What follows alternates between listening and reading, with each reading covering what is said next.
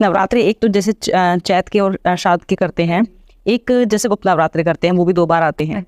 तो दोनों में कौन से सही रहते हैं? अगर एक आम इंसान है जो कि बलि नहीं दे सकता है या ऐसा कुछ नहीं कर सकता है, उसको गुप्त नवरात्रि करने चाहिए कि नहीं करने चाहिए? बलि तो अनिवार्य हर उसमें होती है। अगर आप तांत्रिक हो तो बलि दोगे, लेकिन बलि आप सात्विक दे सकते हो। सात्विक मतलब आप फूलों की बलि दे सकते हो, आप अपने श्वास की, मतलब आप अनुलोम विलोम प्राणायाम करके अपने ही सांस की बलि दे सकते हो। व्रत रख के खुद भूखे रह के अपनी ऊर्जा की बलि दे सकते हो। आप उस समय का खाना नहीं खा रहे हो, है ना, तो वो जो समय है वो आपका तपस में कन्वर्ट हो रहा है। वो समय के आपने जो खाने हैं उसकी बलि दी है कि ये मैं नहीं खाऊंगी, तो आपने अपनी खुद की बलि दी है। इससे बड़ी बलि क्या मानी जाएगी? तो एक सात्विक बलि होती है। कुछ लोग माँ काली को जैसे अपना ही कट करके एंड हाँ ड्रॉप्स, तो ये क्या सही है या माँ इससे जल्दी खुश होती है? नहीं, देखिए आप जैसे कुछ कुछ जगहों पे खून की बलि अनिवार्य है। जैसे मैंने आपको बताया कि गण आते हैं, शमशान के गण आते हैं, डाकनी आती है, उन्हें तो खून चाहिए। अब वहाँ पे अगर आप किसी पशु को नहीं हार्म करना चाहते, कुछ होता है, तो वहाँ पे आप अपनी खुद की खून की बलि दे सकते हो। तो कुछ लोग अपनी खुद की खून की बलि दे, क्योंकि उन्हें तो चाहिए खून।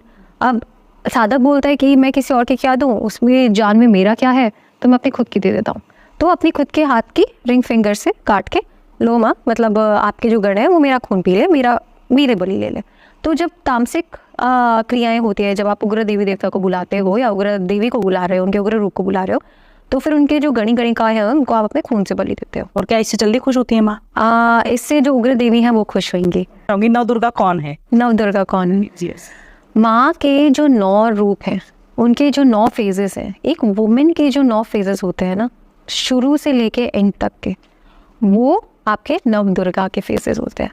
वहीं पे जैसे आपके एक शक्ति का एक ब्रह्मचारी रूप, जब उसकी शादी नहीं हुई होती, फिर जब उसकी शादी होती है, फिर उनका वो वाला रूप आ जाता है, फिर शैलपुत्री, और फिर आपका कुष्मंदा का। तो उससे उनका जो खुश होके, उनका जो कुष्मंदा वो जो अपने पति के साथ होती है, एक ग्लो जो फेस में होता है, एक सन की तरह, वो जो आता है, चंद्रघंटा का जो रूप होता है वो आता है।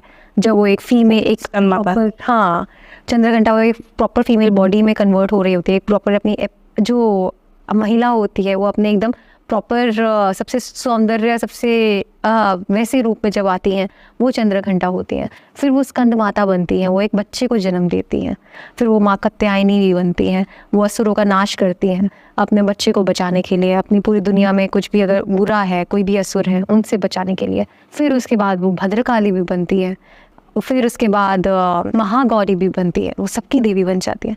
तो ये जो देवी हैं, ये इनके अलग अलग जो रूप है, ये एक शक्ति के, एक फीमेल के अलग अलग जो पार्ट्स होते हैं। और सिर्फ फीमेल नहीं, किसी भी फेमिनिन एनर्जी, वो एक मेल में भी हो सकती है, फीमेल में भी हो सकते हैं। उनके जो अलग अलग फेजेस होते हैं ना, उनको दर्शाते हैं। और अगर आप सोचो कि हम 9 दिन उनके उन्हीं 9 रूपों की पूजा करेंगे, अलग अलग रूपों की, ज़रूरी नहीं है। आप क्या करिए, आप जिस फेज़ में हो, फॉर एग्जांपल अगर अभी आपका ब्रह्मचार्य रूप चल रहा है, आप एक स्टूडेंट हो, एक छोटी बच्ची है जो पूजा करना चाहती है, कोई बच्चा है, तो माँ ब्रह्मचारिणी या माँ शैलपुत्री की पूजा करें, आराधना करें नवरात्रि में।